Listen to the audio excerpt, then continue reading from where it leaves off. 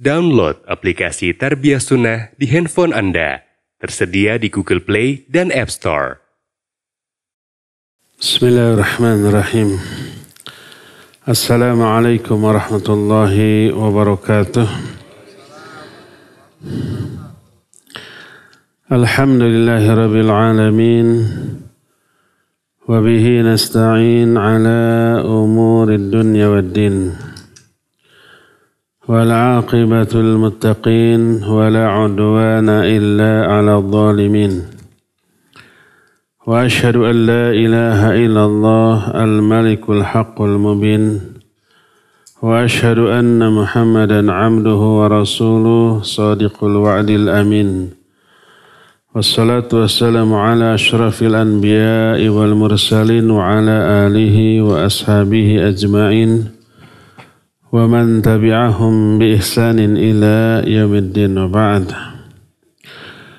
Jamaah yang Allah muliakan, para hadirin jamaah Masjid An-Nafi Dago Bandung, alhamdulillah kembali kita berjumpa melanjutkan bahasan kitab Fiqih Al-Asma'ul Husna. Pada kesempatan pertemuan yang lalu, 3 pekan yang lalu, kita sudah membahas makna Allah dan Al-Ilah.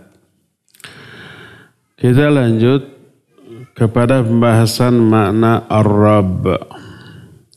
Salah satu di antara nama bagi Allah adalah Ar-Rabb. Sebuah nama yang agung bagi Allah. Diurang penyebutannya di dalam Al-Quranul Karim di banyak ayat dalam beberapa konteks yang berbeda, sampai penyebutan nama Ar-Rabb bagi Allah lebih dari 500 kali. Di antaranya Al-Fatihah ayat yang kedua, Alhamdulillahi Rabbil Alamin. Segala puji bagi Allah, Rabb bagi seluruh alam. Al-An'am 162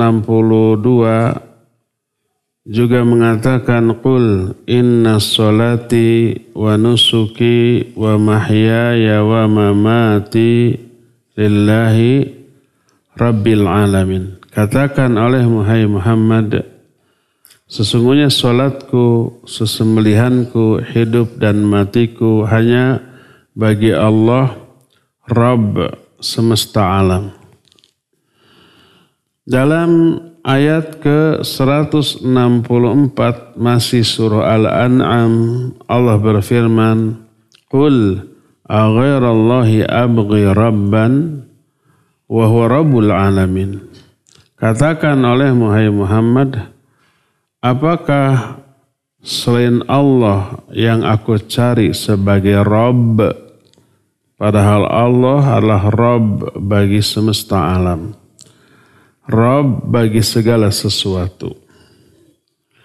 Surah At-Takwir ayat 29 pun menyatakan, wa ma tasha'una illa ayyasha Allahu Rabbul alamin. Mereka, kalian tidak akan punya kehendak, tidak akan punya keinginan, kecuali Allah lah yang menginginkan hal tersebut. Allah Rabbul Alamin yang berkeinginan dengan keinginan tersebut. Dan Yasin ayat 58, salamun qawlam mir rabbir rahim. Keselamatanlah sebagai ucapan dari Rabb yang Maha Rahim. Jadi itu beberapa ayat yang menjelaskan bahwa Rabb termasuk salah satu di antara nama sekaligus sifat Allah Azza wa Jalla. Lebih dari 500 kali perkataan Rabb ini diulang. Apa arti Rabb? Makna Rabb adalah Dzur rububiyah ala khalqihi jami'an khalqan wa mulkan wa tasarrufan wa tadabbura. Makna Rabb adalah pemilik ar-rububiyah bagi seluruh makhluk, baik dengan makna penciptaan, penguasaan, pengaturan, dan inilah nama-nama termasuk di antara nama yang menunjukkan banyak makna. Berkata Imam Ibnu Jarir At-Tabari yang beliau jelaskan di dalam kitab tafsirnya dikenal dengan tafsir At-Tabari. Kata Imam At-Tabari, Ar-Rabbu fi kalamil Arab mutasarrifun ala ma'anin. Rabb dalam lisan orang Arab mencakup banyak makna. Fasayyidul muta'u fihim yud'a rabban. Seseorang yang dimuliakan dan ditaati dipanggil Rabb di kalangan mereka. Warrajulul muslihu syai' yud'a rabban. Seseorang yang memperbaiki sesuatu juga disebut dengan sebutan Rabb. Wal maliku lisyai' yud'a rabbah. Orang yang memiliki sesuatu disebut Rabb bagi sesuatu tersebut. Itu makna Rabb mencakup hal-hal yang diterangkan tadi, dan seringkali makna Rabb mengandung makna yang lebih luas lagi. Akan tetapi tidak bisa lepas seluruh makna Rabb kembali kepada yang 3 aspek yang disebutkan tadi. Pertama, as-sayyid al-muta'. Ya. Sayyid itu bahasa kitanya juragan, majikan yang ditaati. Kedua, yang memperbaiki. Yang ketiga, yang memiliki. Seluruh makna Rabb yang lain selalu kembali kepada ketiga ini. Maka Rabb bagi Allah Azza wa Jalla adalah Sayyid, juragan atau tuan atau majikan yang tidak ada sesuatu pun yang serupa atau sebanding di dalam hal kemuliaannya. Dia pun yang memperbaiki seluruh urusan makhluknya dalam bentuk limpahan nikmat yang beragam kepada mereka, dan dia pun pemilik segala sesuatu yang miliknya lah seluruh ciptaan dan seluruh urusan. Allah menciptakan alam jagat raya ini, seluruh alam jagat raya ini makhluk itu milik Allah. Allah juga menerapkan seluruh urusan aturan di alam jagat raya ini, dan seluruh urusan dan aturan ini pun milik Allah. Berkata Imam Ibnul Athir rahimahullahu ta'ala yang beliau jelaskan dalam kitab An-Nihayah fi Gharibil Hadith. Kata beliau, Ar-Rabbu yutlaqu fil lughah alal malik was-sayyid wal mudabbir wal murabbi wal qayyim wal mun'im.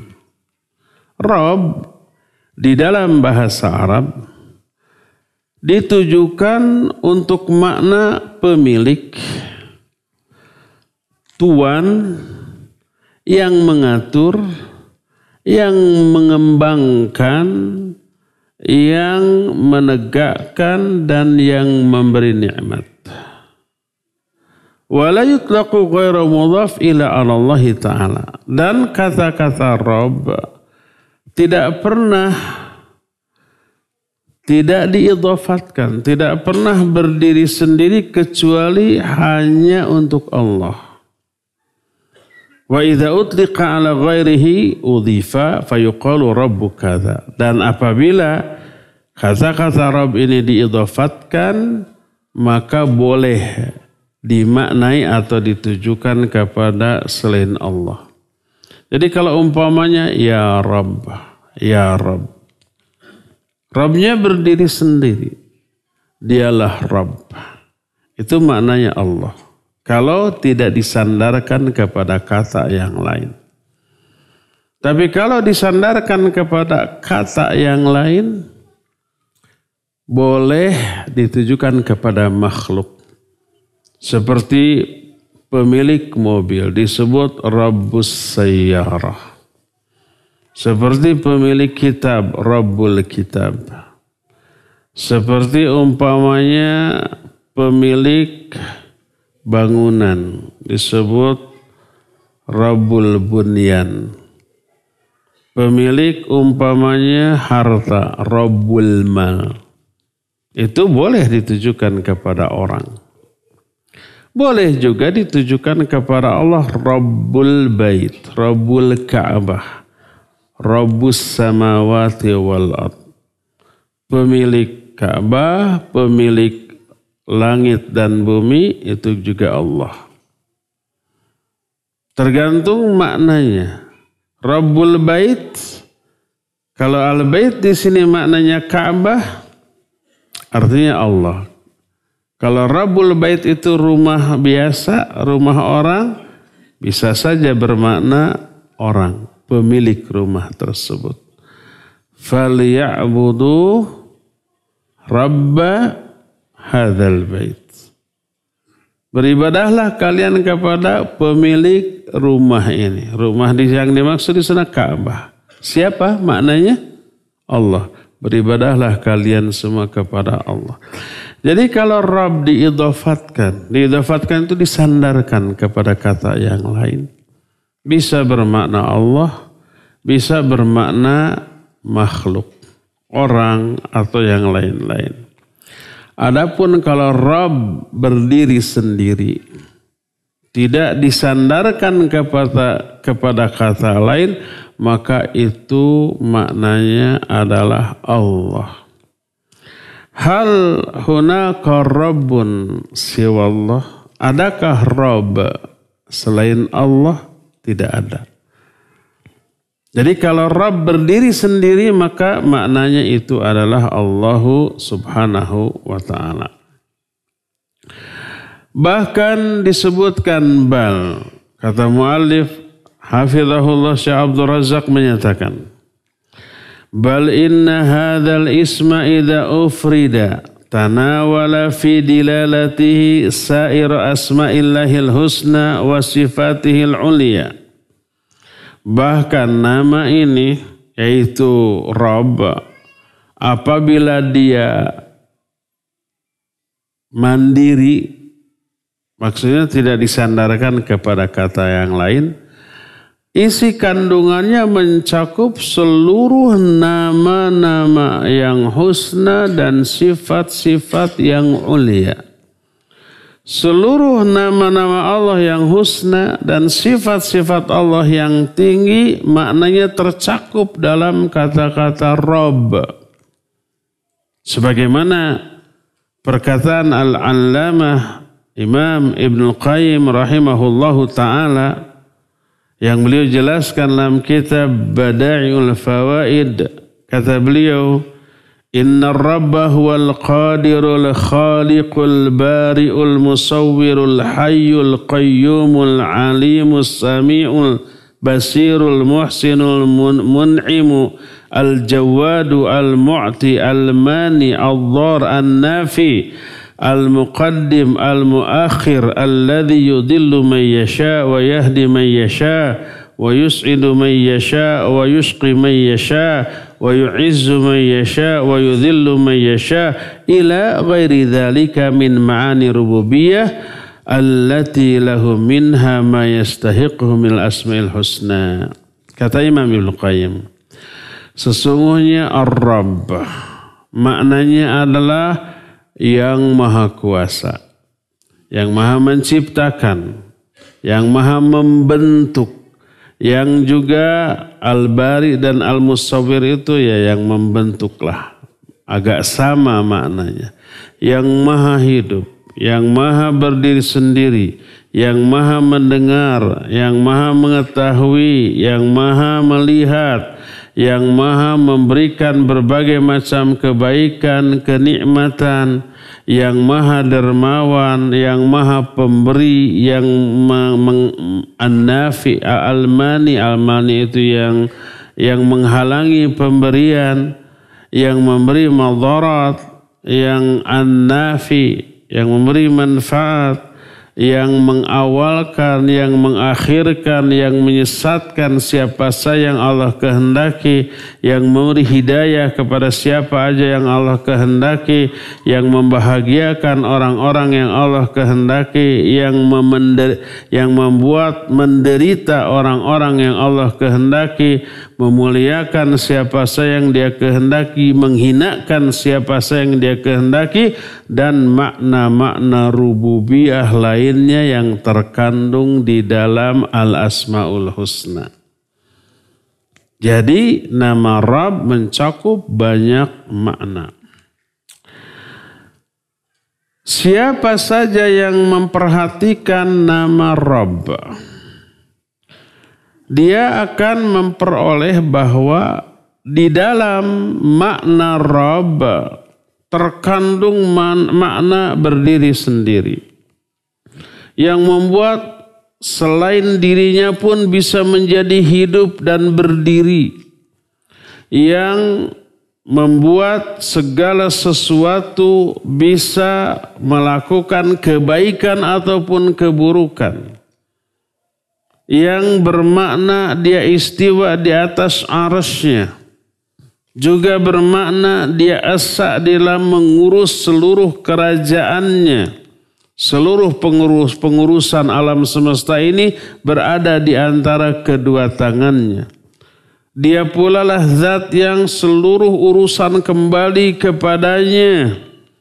Seluruh aturan, pengaturan dari Allah Azza wa Jalla yang terjadi di alam ini turun dari sisinya, yang kemudian didelegasikan kepada para malaikat yang diperintahkannya, baik memberi ataupun menghalangi pemberian, baik merendahkan ataupun mengangkat derajat, baik menghidupkan ataupun mematikan, baik umpamanya memberikan kekuasaan atau mencabut kekuasaan, baik menggenggam ataupun lawan dari menggenggam tuh begini ya, termasuk melepaskan orang dari kesulitan, memudahkan orang yang kesukaran, kemudian mengijabah doa orang-orang yang dalam kondisi kritis. Allah menyatakan yas'aluhu man fis samawati wal ard kulla yaumin wa fisya'an. Memintalah kepada Allah semua yang ada di langit dan semua yang ada di bumi. Kulla yaumin huwa fisya'an, setiap saat Allah sibuk. Sibuk apa? Sibuk mengatur, memberi, menghalangi pemberian. Semua makhluk yang ada di langit dan di bumi di detik yang sama pasti meminta kepada Allah. Baik siang ataupun malam, setiap detik dari waktu yang berjalan tidak pernah kosong dari permintaan makhluk kepada Allah Azza wa Jalla. Allah merespon semuanya. Ada yang diberi karena rahmat Allah, ada yang tidak diberi karena hikmah Allah Azza wa Jalla sesuai dengan kemaslahatan. Maka setiap detik Allah sibuk. Kulla yaumin huwa fi sya'an. Tidak ada yang bisa menghalangi apa yang Allah berikan. Tidak ada yang bisa memberikan apa yang Allah cegah.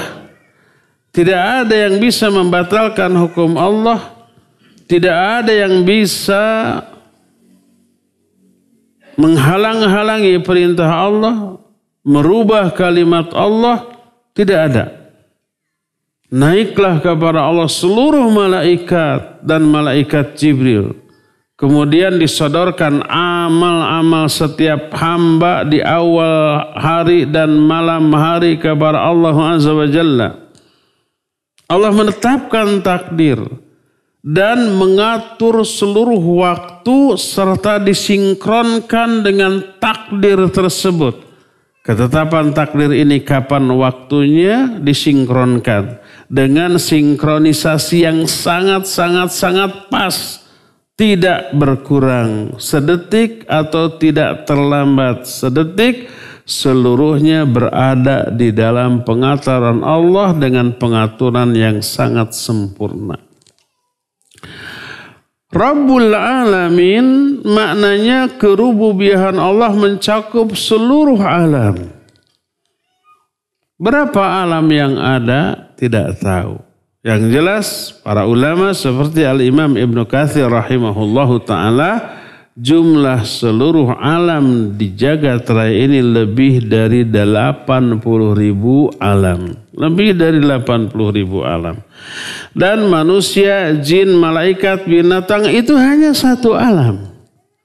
Di alam yang sekarang kita sedang tempati, ada kita manusia, ada jin, ada binatang, tumbuhan, dan benda-benda mati, langit, bumi, bintang, bulan, dan ada malaikat. Itu hanya satu alam.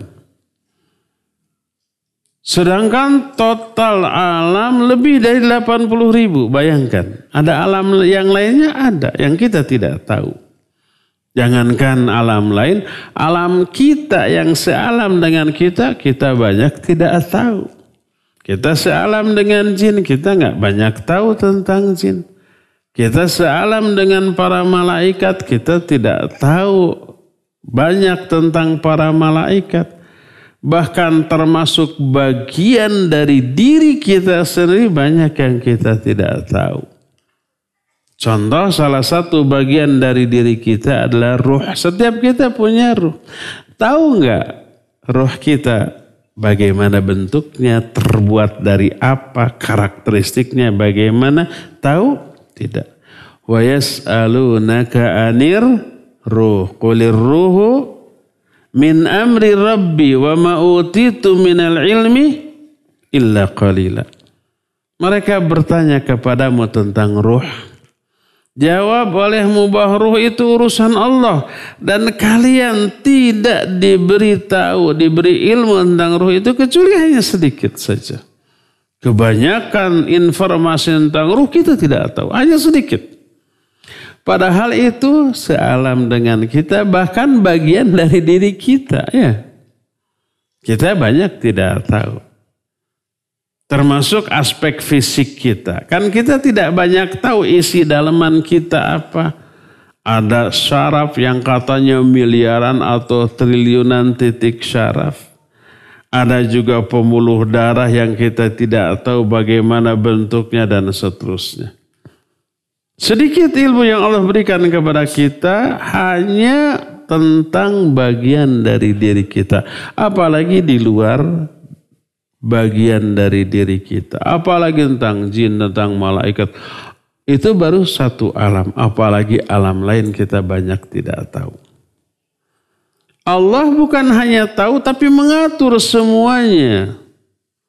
Berkata muallif, wa rububiyatullahi lil alamin tashmulul alama kullahu fahuwa alladhi rabba jami'al makhluqat bi ni'amihi wa awjadaha bi masyiatihi wa qudratihi wa amaddaha bima tahtaju ilaihi a'ta kulla syai'in khalqahu la'iqa bihi thumma hada kulla makhluqin lima khuliqalah wa aghdaqa ala ibadihi ni'am wa nammahum wa ghaddahum wa rabbahum akmala tarbiyah. Kerububiahan Allah terhadap alam mencakup seluruh alam. Dialah yang mengatur seluruh makhluk dengan seluruh nikmatnya. Dia mengadakan makhluk dengan kehendak dan kekuasaannya. Dia memberikan kepada makhluk seluruh yang dibutuhkan oleh makhluk tersebut. Dia memberikan segala sesuatu kepada makhluk yang memang layak untuk mereka dapatkan. Dia memberikan petunjuk kepada seluruh makhluk untuk menuju kepada titik takdirnya masing-masing. Inilah cakupan dari kerububiyahan Allah. Tarbiyah Allah dan rububiyah Allah ada dua jenis.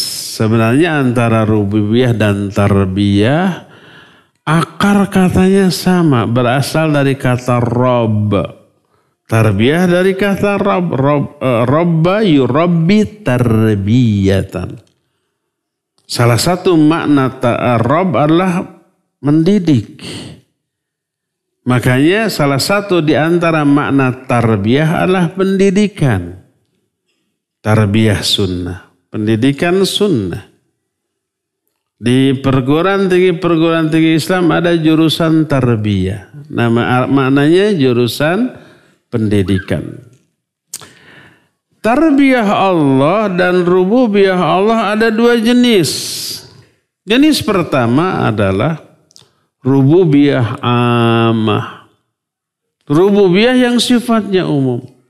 Mencakup seluruh makhluk. Allah mengatur, menciptakan, menguasai seluruh makhluk. Termasuk yang taat ataupun yang maksiat. Yang taat contohnya para malaikat.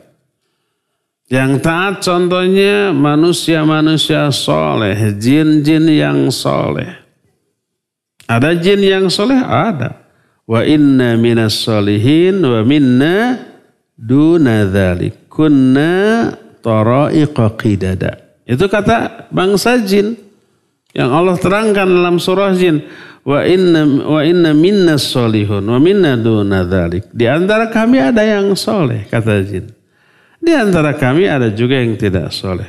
Kunna tara'iqa qidada. Kami menempuh jalan yang berbeda-beda. Jalan hidup yang berbeda-beda. Kalau manusia ada yang mukmin, ada yang kafir, jin juga begitu. Di kalangan orang mukmin ada yang mukmin yang soleh, ada yang maksiat. Di kalangan jin juga begitu. Di kalangan manusia ada mukmin ahlus sunnah, ada ahlul bidah. Di kalangan jin juga begitu. Ada jin ahlus sunnah, ada jin ahlul bidah. Tergantung kepada siapa mereka ngaji. Kalau jin itu ngajinya ke kita, ya kayak kita begini. Sekarang juga mungkin ada jin di sini, ya. Jadi kerububiyahan Allah maknanya pengaturan Allah, penciptaan Allah, pemberian rizki Allah, mencakup seluruh makhluk. Termasuk yang kafir, ya dikasih. Kekayaan, kekuasaan, kesehatan. Jadi semuanya serba berada di bawah pengaturan Allah atau kerububiyahan Allah Azza wa Jalla. Dan inilah kerububiyahan yang umum sifatnya. Diberi rizki, diatur, diberi nikmat. Kadang-kadang diberikan kesenangan, kebahagiaan ataupun penderitaan. Dimuliakan ataupun direndahkan, dihidupkan ataupun dimatikan, diberi maslahat ataupun diberi madarat, diberikan kesulitan kemudian dilepaskan dari kesulitan, diberikan kebahagiaan lalu dicabut lagi kebahagiaan itu. Termasuk ketika berdoa ada yang diijabah, ada yang tidak. Termasuk orang kafir pun, orang musyrik pun ketika berdoa mungkin saja ada yang diijabah. Kalau ketika berdoanya itu ikhlas kepada Allah. Sebagaimana firman Allah, wa idza ghasyahum maujun kadzulali da'awullaha mukhlishina lahuddin falamma najjahum ilal barri faminhum muqtasid. Ketika mereka diombang-ambingkan oleh ombak di lautan, mereka berdoa secara ikhlas kepada Allah agar diselamatkan. Doanya dikabul. Ketika Allah selamatkan lagi mereka ke daratan, durhaka lagi. Jadi orang musyrik berdoa kadang-kadang dikabul. Orang kafir dizolimi oleh seorang mukmin, nggak terima berdoa kepada Allah, dikabul. Makanya Nabi menyatakan, wattaqu da'watal mazlum. Fa innahu laisa bainahu wa bainallahi hijabun wa in kana kafira. Takutlah kamu, hati-hati kamu kepada doa orang yang dizalimi. Karena enggak ada hijab antara doa itu dengan Allah walaupun dia kafir. Jangan mentang-mentang kafir, kita tonjok, kita cubit, kita macam-macam tanpa alasan yang benar. Zalim, menjerit kepada Allah, didengar doanya oleh Allah. Apalagi kalau orang mukmin yang dizaliminya. Apalagi kalau orang mukmin terdesak dalam kondisi yang kritis, terancam nyawanya, ikhlas berdoa kepada Allah lebih dikabul lagi. Inilah makna rububiyah dan tarbiyah secara umum. Kedua, wa tarbiyah khassah li awliyaihi haitsu rabbahum wa waffaqahum lil imani bihi wal qiyami bi ubudiyatihi wa ghadahum bi ma'rifatihi wal inabati ilaihi wa akhrajahum min adh-dhulumati ila an-nur wa yassarahum lil yusra wa jannabahum lil usra wa yassarahum likulli khairin wa hafizahum min kulli syarr. Kedua, rububiyah atau tarbiyah secara khusus. Dan ini khusus kepada wali-wali Allah. Dalam bentuk apa? Dalam bentuk Allah memberikan hidayah, taufik kepada iman.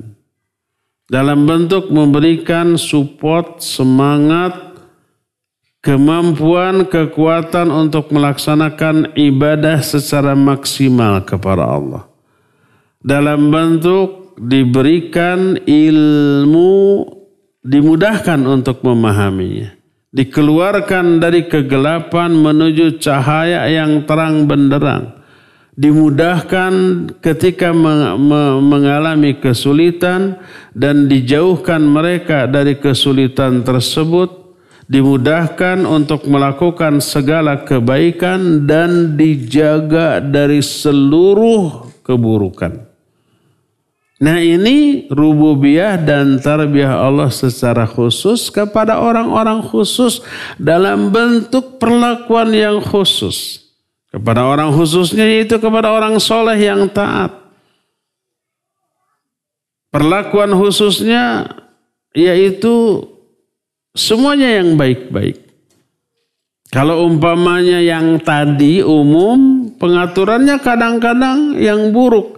Diatur agar orang itu menderita, diatur agar orang itu terkena musibah sebagai azab, diatur agar orang tersebut mengalami penderitaan, macam-macam. Tapi kalau kepada orang-orang yang Allah cintai, diberi iman, diberi hidayah, diberi ilmu dan dimudahkan. Hatinya tiba-tiba cenderung ilmu. Coba lihat. Ketika kita memperoleh BC di HP kita, terus kita baca. Ada kajian di An-Nafi hari Selasa jam 9 teori nama. Respon orang berbeda-beda kan?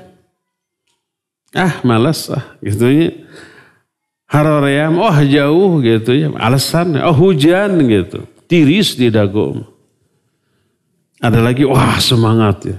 Dikosongkan semua acara. Disiapkan perbekalan ke sana. Ya, ongkosnya cukup 10.000. 100.000 untuk ngabaso nanti. Pokoknya kesungguh-sungguhannya kelihatan. Dan Allah mudahkan. Itu hanya Allah mudahkan kepada orang-orang yang Allah kehendaki. Dan itulah tarbiyah dan rububiyah secara khusus dari Allah kepada hamba-hambanya yang khusus. Berdasarkan hal itulah maka doa ulil albab, orang-orang yang berakal. Doa orang-orang yang asfiya, orang yang hatinya bersih. yang Allah ungkapkan di dalam Al-Quranul Karim selalu menyebut kata-kata Rabb di dalam doanya karena menyadari bahwa permintaan yang mereka ungkapkan dalam doa itu hanya bisa ditunaikan, dikabulkan oleh yang memiliki sifat Rabb. Makanya Allah pun menjelaskan bahwa keimanan seorang hamba kepada Allah sebagai Rabb pasti akan melahirkan keikhlasan dalam beribadah kepada Allah dan kesempurnaan sikap merendahkan diri, menghinakan diri di hadapan Allah. Dan ini terkandung di dalam firman Allah seperti Al-Anbiya 92. Allah menyatakan, wa ana rabbukum fa'budun. Akulah Rabb kalian, maka beribadahlah kalian kepadaku. Ya ayyuhan nasu'budu rabbakum. Hai manusia, beribadahlah kalian kepada Rabb kalian. Nah, sebagai Rabbul Alamin, maka Allah berbuat, Allah bertanggung jawab. Tidak culjen. Culjen itu istilah dalam bahasa keren, bahasa Sunda. Culjen itu apa? Setelah dibuat, dibiarkan semau dia. Enggak begitu Allah mah. Allah bertanggung jawab. Maka salah satu di antara tanggung jawab dia sebagai Rabbul Alamin, dia tidak membiarkan manusia semau-maunya, tanpa perintah, tanpa larangan, tanpa tuntunan, enggak. Tapi setelah Allah Azza wa Jalla menciptakan manusia, Allah berikan tuntunan. Agar manusia tersebut berjalan lurus sesuai dengan kehendak Allah Azza wa Jalla. Diberi perintah, diberi juga petunjuk untuk melaksanakan perintah itu, aspek lahirnya, aspek batinnya, dan juga diberi larangan agar terhindar dari apa yang bisa menghalangi langkah mereka. Dituntun mereka untuk taat, diperintahkan untuk ibadah, dilarang dari perbuatan syirik, dosa dan maksiat. Dan inilah konsekuensi dari satu zat yang namanya Rabb. Berbuat sekaligus bertanggung jawab. Maka siapa orang yang beriman kepada rububiyah Allah dan dia ridho Allah sebagai Rabb bagi dirinya, dia ridho juga kepada seluruh perintah Allah walaupun perintah itu berat dan membuat dia menderita ketika menjalankannya. Nyaris semua perintah Allah mengandung resiko penderitaan. Disebutnya masyaqqah. Baik aspek lahir ataupun aspek batin. Coba lihat saum. Ada penderitaan dalam saum? Iya. Lapar, haus, lemas gitu ya. Demikian juga selain saum. Umroh, haji. Ada penderitaan? Iya, lengkap penderitaan fisik dan psikis. Fisik umroh kan capek. Normalnya lah gitu ya, yang sedang-sedang 3 jam atau dari mulai tawaf, sa'i. Sudah hanya 2. Belum kalau perjalanannya kalau dari Madinah. Ngambil miqat di Bir Ali atau di Dzul Hulaifah. Pakai bus perjalanan 5 sampai 6 jam. Capek apa tidak? Capek, kesel, sangkel. Apalagi harus talbiyah. Labbaik Allahumma labbaik dan seterusnya. Begitu sampai di Mekah, penderitaan itu tidak berhenti di perjalanan itu. Kadang-kadang kalau pas mau maghrib sampai ke Mekah itu nunggu sampai jam 9, jam 10 malam loh. Di bus. Gak bisa masuk. Karena biasanya Masjidil Haram ditutup pas menjelang maghrib. Karena orang Ke masjid semua cet bus nggak bisa masuk. Nunggu sampai kapan? Sampai Isya. Isya bubar. Isyanya jam 8, jam 9 baru. Cangkel, kesel. Baru jam setengah 10 masuk hotel. Baru makan, belum sholat maghrib, Isya dan seterusnya. Nah, terus jam 11-nya baru umroh 3 jam. Tak cangkel. Ada penderitaan fisik. Ada penderitaan psikis, kangen ke keluarga, uang puluhan juta keluar, gitu ya.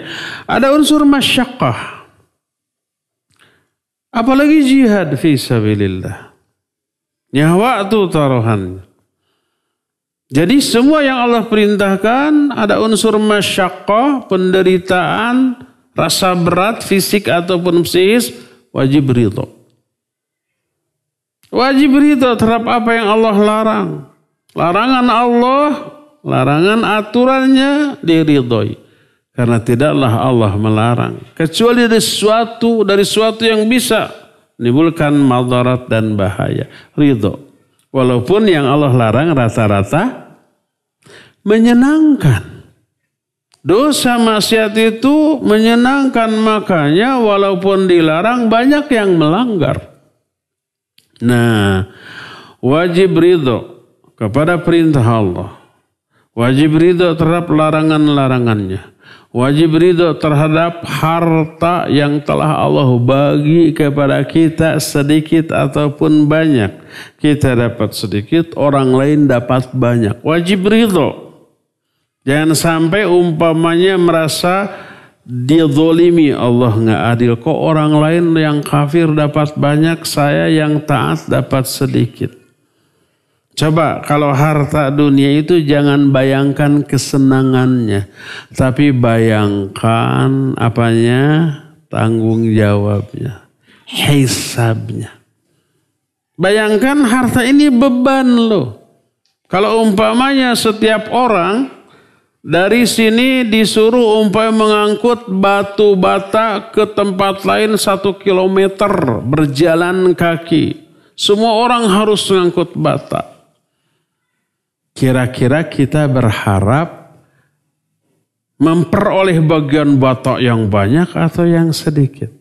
Kita berharap sedikit, satu aja entengnya. Di alung-alung begini juga bisa. Ada orang yang mengangkut bata itu harus ditanggung sama rancatan. Tahu rancatan bahasa Indonesia apa rancatan?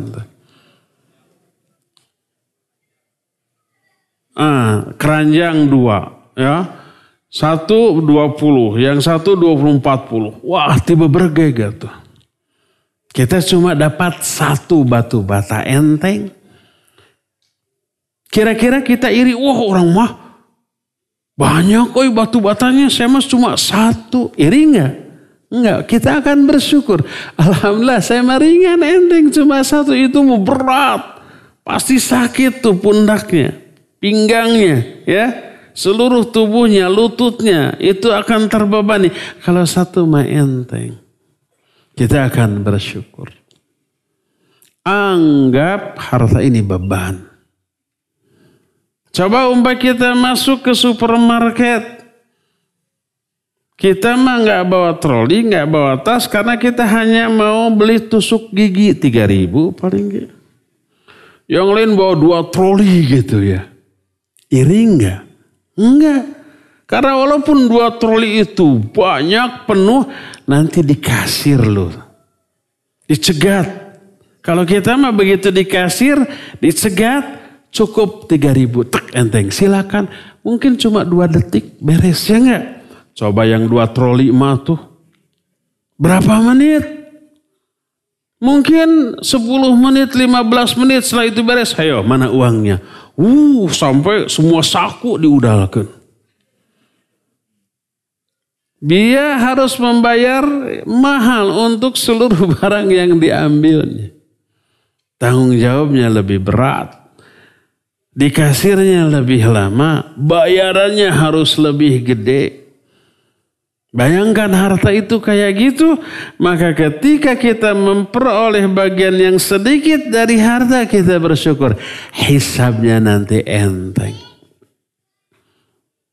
Karena kenikmatan yang kita harus pertanggungjawabkan sedikit. Dengan harta yang sedikit. Dan setiap nikmat Allah akan tanya. Thumma latus'alunna yawma idzin anin na'im. Kemudian kalian pasti akan ditanya di hari kiamat tentang seluruh kenikmatan. Nikmat apapun yang pernah kita rasakan. Ditanya. Syukur apa kufur? Hadza min fadli rabbi liyabluwani ashkuru am akfur. Ini semua karunia dari Allah untuk menguji aku apakah aku syukur ataukah aku kufur. Dan kebanyakan manusia kufur atas nikmat Allah Azza wa Jalla. Sadar bahwa harta, jabatan, kekayaan, kekuasaan, pangkat itu beban. Maka sedikit beban lebih kita syukuri daripada banyak. Maka ridha terhadap apa yang Allah berikan kepada kita walaupun sedikit. Ridha terhadap Allah sebagai Rabb, ridha terhadap perintah Allah, ridha terhadap larangan Allah, ridha terhadap pembagian rizki yang Allah berikan untuk kita walaupun sedikit, ridha juga terhadap takdir yang telah Allah tentukan untuk kita walaupun takdir itu buruk efeknya bagi kita. Efek di dunia. Seperti dapat musibah, seperti dapat penderitaan, seperti dapat hal-hal yang tidak mengenakan. Kenapa bisa ridho? Karena di dalam takdir buruk tersebut lebih banyak keuntungannya daripada kerugiannya. Kerugiannya hanya satu, menderita aja. Untungnya banyak. Kemarin tuh saya ke Cianjur membahas ini nih. Keuntungan jalma sabar, aku bahasa Sunda. Keuntungan orang yang sabar terhadap musibah. Pertama dosa gugur, kedua pahala dilimpahkan dalam jumlah yang sangat banyak. Ketiga doanya ketika dapat musibah itu dikabul oleh Allah, didengar jeritan hatinya. Yang keempat diangkat derajat kemuliaannya lebih tinggi daripada sebelumnya. Yang kelima, seusai penderitaan ini berlalu akan Allah berikan dua kenikmatan, dua kebahagiaan. Sebagaimana firman-Nya, inna ma'al usri yusran, inna ma'al usri yusran. Dan seterusnya, banyak itu. Lebih banyak keuntungannya daripada kerugiannya. Nah, ridho terhadap semua itu bermakna ridho kepada Allah sebagai Rabb. Maka sebaliknya, wa mata lam yarda bidzalik lam yakun muhaqqiqan ar-ridha billahi rabban min kullil wujuh. Siapa yang mengklaim ngaku-ngaku ridho Allah sebagai Rabb, tapi tidak ridho terhadap perintahnya, tidak ridho terhadap larangannya, tidak ridho terhadap pembagian rezeki yang Allah berikan kepada kita, tidak ridho terhadap takdir yang Allah tetapkan untuk kita, berarti pada hakikatnya kita belum meridhoi Allah sebagai Rabb bagi kita.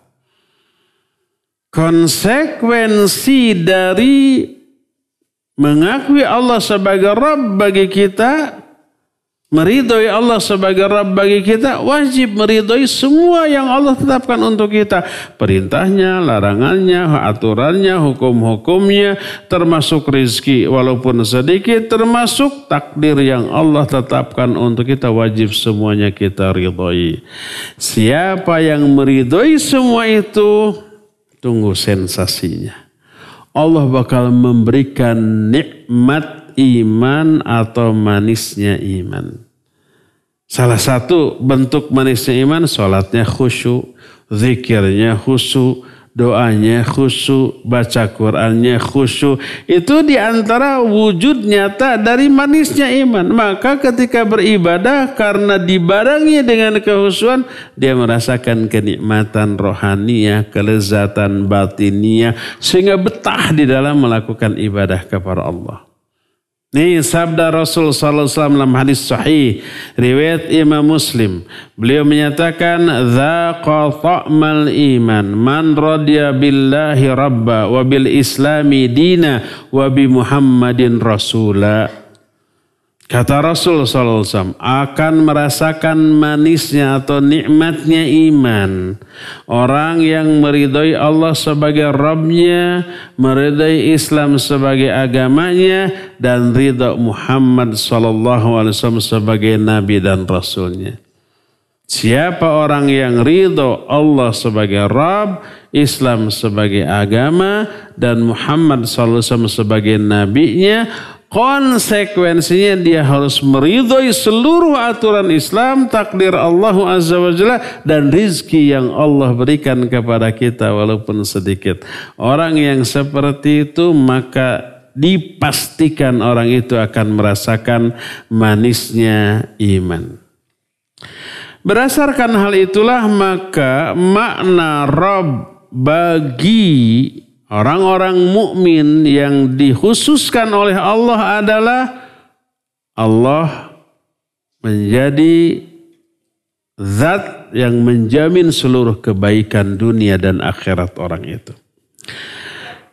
Nah, inilah yang wajib untuk kita yakini agar seluruh kejadian dalam kehidupan yang menimpa kita, baik kejadian yang baik ataupun yang buruk, akan berefek baik dalam kehidupan kita.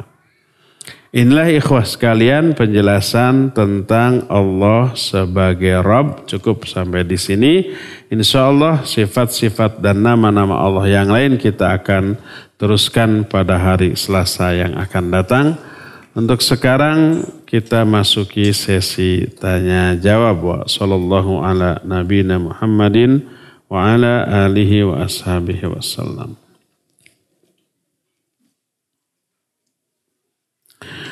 Benarkah memaknai nama Rabb di Al-Quran diartikan Tuhan? Bagaimana menyikapinya? Karena ada orang-orang yang mempermasalahkan jika kata Rabb diartikan Tuhan. Iya, Rabb diartikan Tuhan, ilah juga diartikan Tuhan. Padahal dua makna ini berbeda. Alhamdulillahirabbil alamin, segala puji bagi Allah Tuhan semesta alam.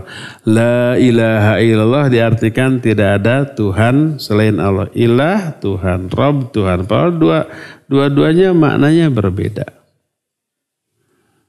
Akhirnya samar, akhirnya rancu. Coba lihat makna Tuhan dalam bahasa Indonesia. Saya lupa istilah-istilahnya. Tapi penjelasan tentang Tuhan itu berasal dari kata Sangsekerta, awalnya entuha. Tuha itu tua. Tua itu sesuatu yang paling awal. An itu dalam bahasa Arab sama dengan alif lam. Dalam bahasa Inggris sama dengan the. Dalam bahasa Sangsekerta Antuha artinya sesuatu yang paling tua, paling awal. Itu makna yang kemudian melalui proses perubahan bahasa, N-nya kemudian diakhirkan menjadi Tuhan. Makna asal Tuhan adalah sesuatu yang paling awal. Dan itu maknanya terbatas. Tapi kemudian Tuhan ini dijadikan satu istilah untuk Allah Subhanahu wa ta'ala. Maka apabila Rabb diartikan Tuhan, ilah diartikan Tuhan, padahal dua makna ini berbeda, akan timbul makna yang samar atau kerancuan. Lebih baik kita artikan sesuai dengan makna yang sebenarnya di dalam bahasa Arab. Sebab Rabb bahasa Arab. Makna Rabb artinya pencipta, pengatur, pemberi rizki, penguasa, pemilik, raja, dan seterusnya. Seperti yang diterangkan tadi. Dan itu maknanya sangat luas sekali. Gitu ya. Adapun ilah maknanya sesembahan, sesuatu yang diibadati, sesuatu yang disembah, sesuatu yang ditaati karena cinta dan mengagungkan. Dan jelas makna ilah dengan makna Rabb dua hal yang jauh berbeda maknanya. Dua-duanya agung tapi tidak sama maknanya. Kalau dua-duanya diartikan Tuhan, kaburlah makna yang sebenarnya dari Rabb dan dari al-ilah. Ya, sebaiknya artikan dengan arti asli dari bahasa Arab.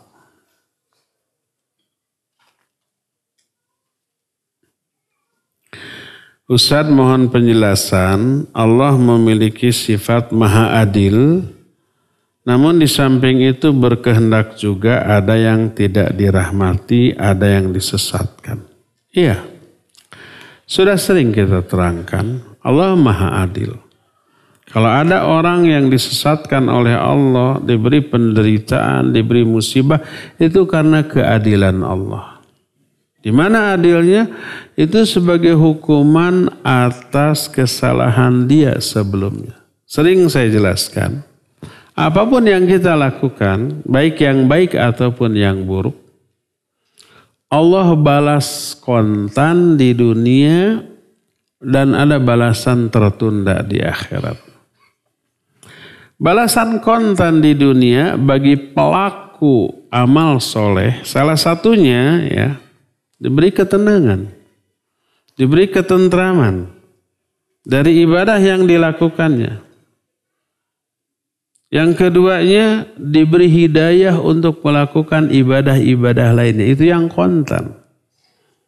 Maka setelah orang sholat fardu gitu ya, sholat fardunya benar gitu, dia tenang dalam sholat fardu, pasti dia akan berlanjut ingin wirid, zikir. Setelah wirid zikir ingin berdoa. Setelah ingin beres berdoa ingin melakukan sholat sunat ba'da. Setelah beres sholat sunat ba'da torojol ingin baca Quran dulu. Setelah beres baca Quran ingin infak sedekah. Mana kenceleng, mana fakir miskin. Itu menunjukkan sholat fardu dia diterima. Karena siapa orang yang melakukan ibadah lalu diterima oleh Allah, Allah berikan hidayah untuk melakukan ibadah lainnya setelah itu. Nah, sebaliknya kalau orang melakukan dosa, Allah hukum yang kontan di dunia. Apa hukum kontannya? Salah satunya dicabut hidayah dari ibadah yang selama ini rutin dia lakukan. Kalau dia rutin saum Senin Kamis, rutin tahajud, rutin baca Quran odoj. Apa itu odoj? One day, one juz. Tiba-tiba dia melakukan dosa. Allah cabut hidayah untuk saum Senin Kamis. Pas Senin Kamis, malas harorem, gak apa-apa dah sunnah ini. Akhirnya gak saum. Pas malam bangun, dingin gitu, tahajud mang. Gak apa-apa. Ditinggal juga gak dosa. Akhirnya dia tinggal tahajud. Allah cabut hidayahnya. Sekaligus Allah berikan keinginan untuk berbuat buruk yang lainnya. Tiba-tiba umpamanya karena bohong. Tiba-tiba setelah bohong itu ingin gibah. Padahal gibah ini sesuatu yang selama ini tidak pernah kita lakukan. Tapi setelah bohong kok jadi berani. Setelah gibah tiba-tiba ingin mendolimi dalam bentuk menipu dan seterusnya. Itu hukuman atas dosa. Sabda Rasul SAW, Iyyakum wal kadhiba fa innal kadhiba yahdi ilal fujur wal fujur yahdi ilan nar. Jauhi oleh kalian dusta karena dusta menyeret pelakunya kepada fujur. Fujur ini ada dua. Pertama, berhenti dari ketaatan. Yang kedua, berani melakukan dosa lain selain kedustaan. Hukuman dari Allah. Al-jaza min jinsil amal. Balasan sesuai dengan jenis perbuatan. Jenis perbuatan buruk Allah balas dengan keburukan. Salah satu keburukannya adalah malas ibadah, berat untuk beramal soleh dan semangat untuk melakukan dosa dan maksiat. Itu hukuman dari Allah. Adil. Oleh karena itu kalau ada orang yang disesatkan oleh Allah, itu karena keadilan Allah sebagai hukuman atas kesalahan dia sebelumnya. Ya, demikian. Coba perhatikan orang-orang yang ahli maksiat. Ya, kenapa mereka bermaksiat? Karena Allah menyesatkan mereka. Kenapa Allah sesatkan mereka? Pasti karena kesalahan yang dilakukan sebelum. Mungkin cara mencari rezekinya dengan cara yang tidak halal. dengan berbuat zalim, dengan riba, dengan mendolimi orang lain, dengan menipu, dengan macam-macam, ya pastilah Allah hukum dengan semangat bermaksiat. Makanya lihat, para koruptor, para pencuri pasti akan menggunakan uangnya itu untuk bermaksiat kepada Allah Azza wa Jalla. Ya. Itulah keadilan Allah dalam hal kenapa ada orang yang disesatkan oleh Allah.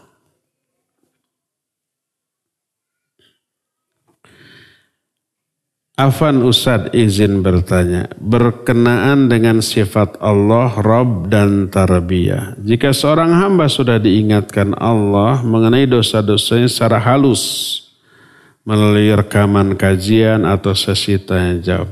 Namun hamba tersebut tetap tenggelam dalam maksiat tersebut. Konsekuensinya apakah yang akan dialami hamba tersebut? Ya tetap diazab. Di dunia, di akhirat. Di dunia tadi, dia akan bersemangat dalam melakukan dosa dan maksiat yang lain. Dia akan malas berat melakukan ibadah dan amal soleh. Hatinya hambar, hatinya keras. Kalau dia tidak tobat, sampai akhir hayat dia akan diazab di alam kubur, diazab di alam akhirat nanti ya. Apakah zakat mal bisa diberikan kepada orang tua? Karena orang tua saya sudah tidak berpenghasilan dan mereka memiliki anak angkat yang butuh dibiayai untuk sekolah. Iya, boleh memberikan zakat, infak, sedekah kepada kerabat, kepada orang tua, kepada anak, kepada adik, kepada kakak, paman, bibi, keponakan, orang-orang terdekat, dan itu lebih utama. Dengan catatan pemberian zakat tersebut tidak mempengaruhi bantuan rutin kita kepada mereka. Contoh umpamanya orang tua itu bukan pegawai negeri atau swasta, sudah nggak kerja, nganggur. Kita yang mensuplai setiap bulan. Umpamanya sebulan 5 juta, sebulan 5 juta, seperti itu. Cukup apa tidak untuk biaya sebulan? Cukup. Kalau hanya 1 orang atau 2 orang. Kalau cukup berarti bukan mustahik. Berarti tidak boleh diberi zakat karena bukan mustahik. Kalau infak sedekah boleh. Adapun kalau umpamanya kita hanya 1 juta sebulan dan itu tidak cukup. Kurang umpamanya. Pas kita suatu saat setelah dihitung setahun kita wajib keluar zakat. Boleh nggak ke orang tua? Boleh, karena orang tua mustahik. 1 juta sebulan nggak cukup. Untuk zaman Kiwari ya. Tapi pemberian zakat itu tidak boleh menghentikan suplai rutin kita. Umpamanya kita ada zakat 5 juta. Kasih ke orang tua. Ini zakat saya, tapi 5 bulan saya nggak akan bantu. Nggak boleh. Rutinnya tetap, zakatnya tetap ya, dibolehkan. Ke adik, ke kakak boleh. Ke paman, ke bibi, ke keponakan itu lebih utama. Ke kakak ipar ya itu lebih utama karena kerabat. Memberikan infak, zakat, sedekah kepada kerabat yang memang mereka berhak ada 2 nilai. Nilai pertama adalah zakat, infak, sedekahnya. Nilai kedua ada silaturahminya. Ya. Jadi kerabat yang kita kasih mereka akan senang, gembira, akan tambah dekat kepada kita. Tambah akrab hubungan dengan kita. Silaturahmi terjalin lebih bagus daripada sebelumnya. Ustadz, untuk orang mukmin yang berdosa besar yang akan mendapat syafaat itu apakah juga yang melakukan kebidahan? Iya. Kebidahan dosa besar apa kecil? Besar. Oleh karena itulah, pastikah ahli bidah ke neraka? Tidak pasti. Sama dengan pelaku dosa besar pasti ke neraka? Tidak pasti. Tapi bukankah ada ayat dan hadis yang mengancam mereka neraka? Itu terancam, bukan vonis loh. Terancam. Harus dibedakan antara terancam dengan vonis. Umpamanya orang yang ghibah diancam di alam kuburnya akan diazab dalam bentuk apa? Si kuku-kukunya panjang dari logam dan runcing, kemudian dia cakar-cakarkan. Apakah pasti setiap yang ghibah begitu nanti di alam kubur? Kita kena semua nanti. Karena kita semua pasti pernah. Enggak, itu terancam. Orang yang dusta itu akan dicolok dengan besi runcing dari rahang tembus ke tengkuknya. Kanan kiri begitu. Itu terancam. Bukan vonis, bukan pasti. Adapun nanti pasti atau tidaknya lihat di akhir hayat. Pertama, tobat apa tidak. Yang kedua, dikalkulasi dengan amal-amal baik. Apalagi di akhirat ditimbang.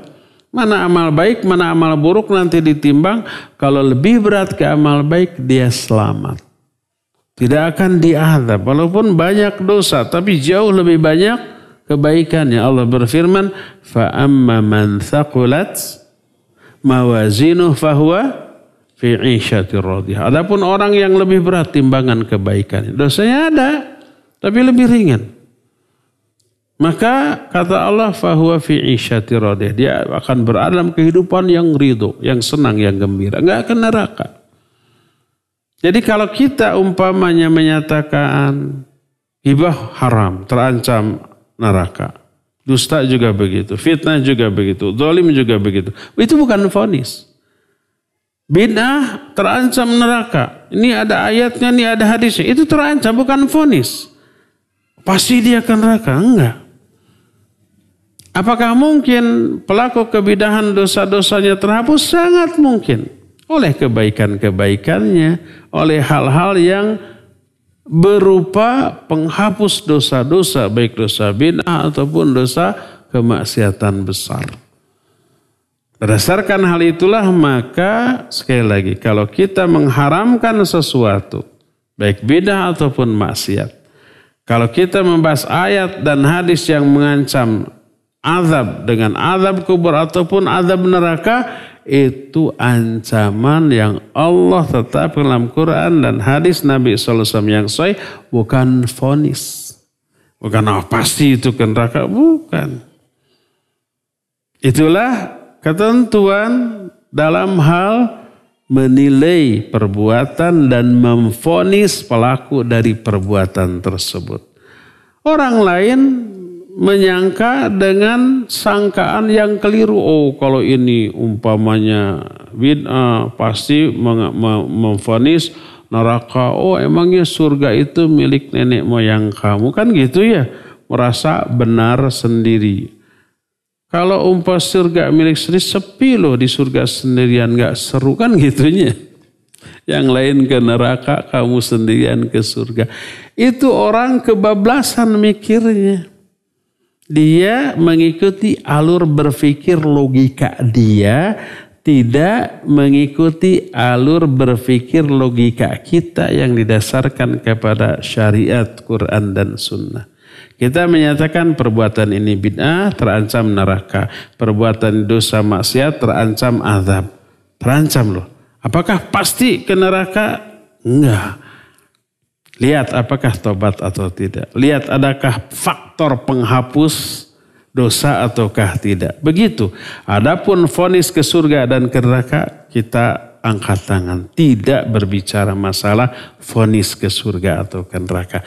Tapi ancaman dengan neraka, ya karena nasnya ada, Qurannya ada, hadisnya ada. Itu sekedar ancaman, ya. Jadi adakah pelaku kebidahan yang masuk surga? Mungkin ada. Itu juga pernyataan Syekhul Islam Ibn Taimiyah rahimahullah.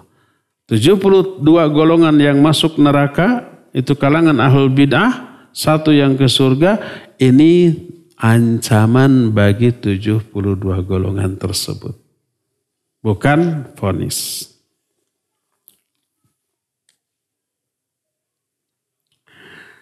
Bagaimana seorang pedagang makanan dapat pesanan makanan untuk dikirim? Tapi harus disertai kartu ucapan selamat Natal dan Tahun Baru. Nego, nggak mau kalau ada ucapan ini. Ya, kalau wajib pakai ucapan ini, cari yang lain. Silakan pindah ke lain hati. Tapi kalau umpamanya hanya ini saja, pesan makanan tanpa harus itu, ya silakan. Nah, boleh nggak kalau pesan makanan itu untuk perayaan Natal dan perayaan Tahun Baru?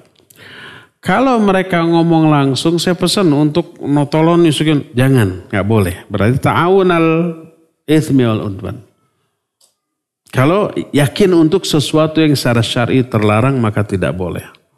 Tapi kalau dia pesan makanan ya, nggak perlu ditanya untuk apa, untuk Natal bukan, nggak perlu.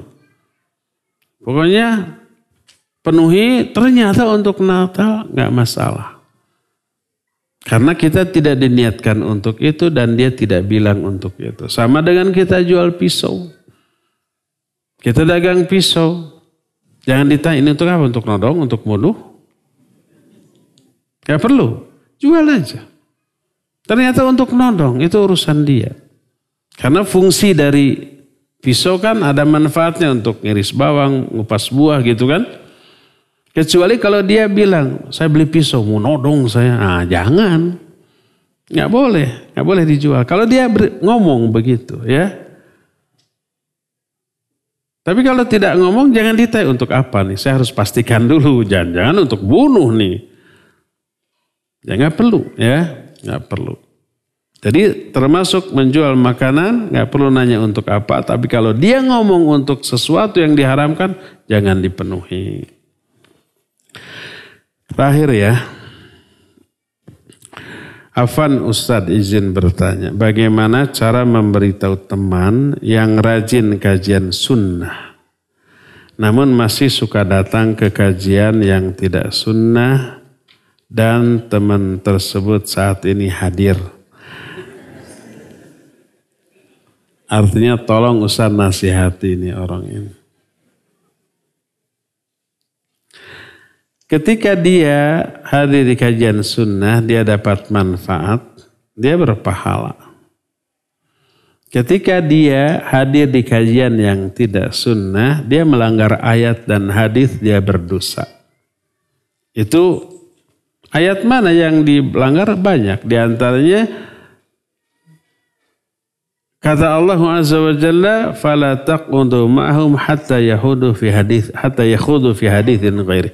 Kalau ada ayat-ayat Allah yang diperolok-olok, kata para ulama, salah satu mengolok-olok ayat Allah itu adalah menafsirkan, menjelaskan ayat atau hadis tanpa ilmu. Tidak merujuk kepada ahlinya, ditafsirkan oleh ra'yu, oleh akal, oleh kebodohannya, dihubung-hubungkan dengan ada ilmu cocokologi itu kan. Ayat hadis dicocok-cocokkan dengan kejadian, akhirnya ngaco gitu ya. Itu sama dengan istihza. Fala taqudu ma'ahum hatta yakhudu fi haditsin ghairi. Jangan kamu duduk-duduk sama mereka, jangan didengar ocehannya, omongan. Kalau umpamanya tidak, idzan mithlukum, kamu serupa dengan mereka. Makanya ayat ini oleh para ulama, di antara Imam Al-Barbahari dalam kitab Syarhus Sunnah, dijadikan sebagai dalil, sebagai ayat yang mengharamkan duduk di majlis ahlul bidah. Duduk di sebuah majlis yang membahas ayat atau hadis tapi tidak dengan ilmu yang memadai. Tidak merujuk ke ahlinya, tidak merujuk ke ahli tafsir, ke ahli hadis, ke para ulama ahli sunnah. Menurut saya ayat ini begini cocoknya. Nah kalau menurut saya hadis ini begini. Padahal dia bukan ahlinya. Oleh karena itu tidak boleh hadir ke sana. Hadir ke sana melanggar ayat, melanggar hadis. Dosa apa tidak? Dosa. Itu yang pertama. Yang kedua, ingat. Syubhat menyambar dahsyat dan hati lemah. Maknanya adalah syubhat itu bisa menimbulkan penyimpangan di dalam memahami agama ini. Karena salah belajar. Jangankan orang awam ya. Yang berprinsip ambil yang baiknya, buang yang buruknya. Iya, kalau kita tahu mana yang baik, mana yang buruk. Tapi karena kebodohan kita nggak tahu bahwa ini buruk. Si Ustaz menjelaskan dari ayat, dari hadis, oh pasti benar. Karena nggak ada filter ilmu dalam diri kita, dianggap benar padahal keliru. Itu orang awam. Jangankan orang awam nih, saya pernah cerita. Ada seorang ulama, hafidh Quran, banyak menghafal hadis dan dia mengajar Ahlus Sunnah. Ada saudara sepupunya perempuan berpemikiran khawarij, takfiri. Akhirnya dia kasihan. Dia menikahi saudara perempuannya itu, tapi bukan mahram, sepupu bukan mahram. Dengan niat apa? Mau didakwahi, diluruskan pemikiran takfirnya. Karena dia berilmu dan saudaranya ini orang awam biasa, dinikahi. Mau. Apa yang terjadi? Dia berubah lebih khawarij daripada istrinya. Padahal orang berilmu. Dahsyatnya syubhat, lemahnya hati terkena terhadap orang yang berilmu. Makanya para Ahlus Sunnah menyatakan kepada anak-anaknya, hei anakku, kalau aku melihat kamu keluar dari tempat maksiat, lebih aku sukai daripada kamu keluar dari majlis Ahlul Bid'ah. Itu perkataan para ulama. Karena apa? Karena syubhat yang menyebabkan pemahaman kita menyimpang itu lebih besar resikonya sampai ke akhirat. Ya, apalagi orang awam seperti kita.